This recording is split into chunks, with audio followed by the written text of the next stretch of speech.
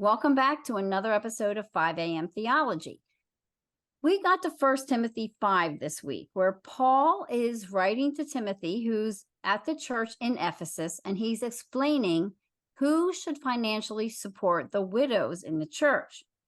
1 Timothy 5, 3-6 says, "Honor widows who are truly widows. But if a widow has children or grandchildren, let them first learn to show godliness to their own household and to make some return to their parents, for this is pleasing in the sight of God. She who is truly a widow, left all alone, has set her hope on God and continues in supplications and prayers night and day.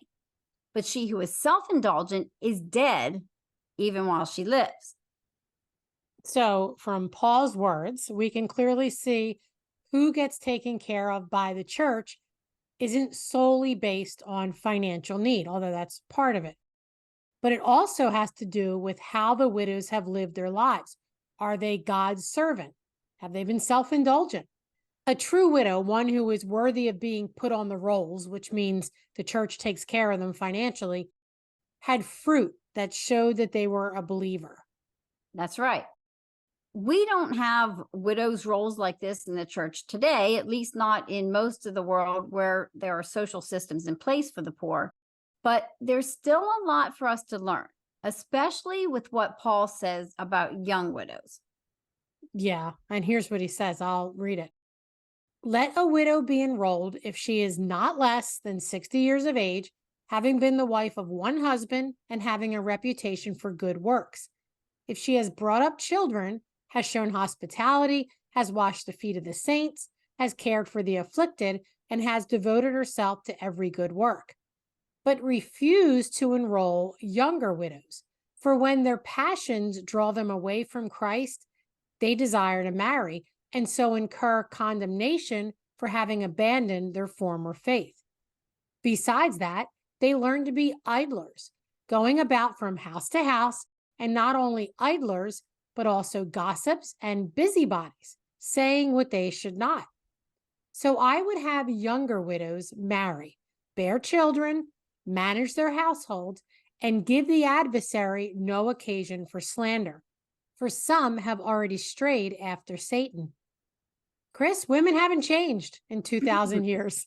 No, they haven't. And it sounds like Paul's saying, don't get married. And then it sounds like he's saying, get married. So what's happening here is what we have to ask ourselves.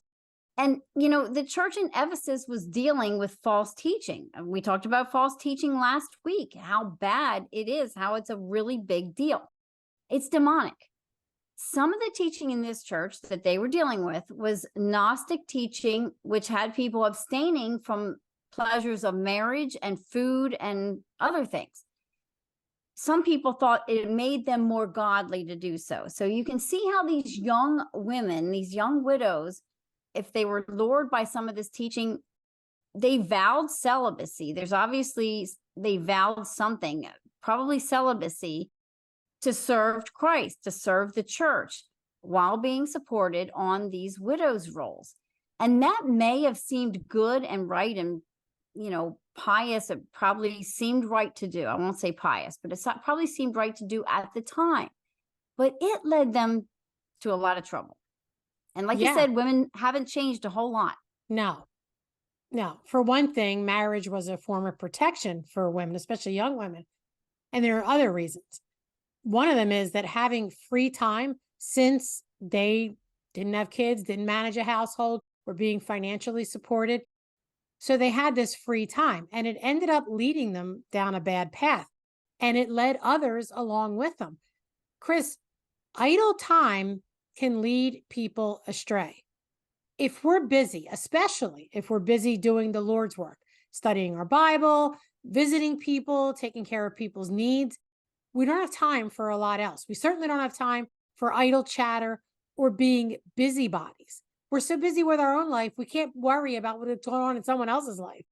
We certainly won't find ourselves getting caught up in false teaching or any kind of speculation that has nothing to do with true faith. Chris, this makes me think of when you were saying a few weeks ago how people are so enamored with the mystical. And gosh, is that not true of women, especially younger women who don't have a lot to do? We see it all the time, and I don't want to judge the people I see on Facebook that are writing this kind of stuff, but we see it all the time.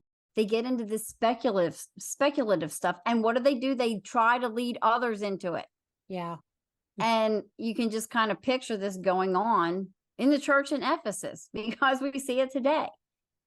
These young women ended up eventually wanting to give into their lust and break their vow and do whatever they wanted. And it's not just that these younger women had sexual desires and decided they wanted to be married, which is what a lot of people teach. The word that's used there means that they basically just wanted to do whatever they wanted to do. They wanted to be self-indulgent. And what did Paul just say about the self-indulgent older women? Don't put them on the rolls. Not having a husband all of a sudden and having your finances taken care of, especially for younger women who weren't grounded in their faith and weren't long-term believers like the older widows, is going to lead to problems. You have nobody holding you accountable. You have nobody being the head. That's why Paul warns about staying away from idleness. And that doesn't just go for women. That's for anybody. Nobody should be idle. It just leads to trouble.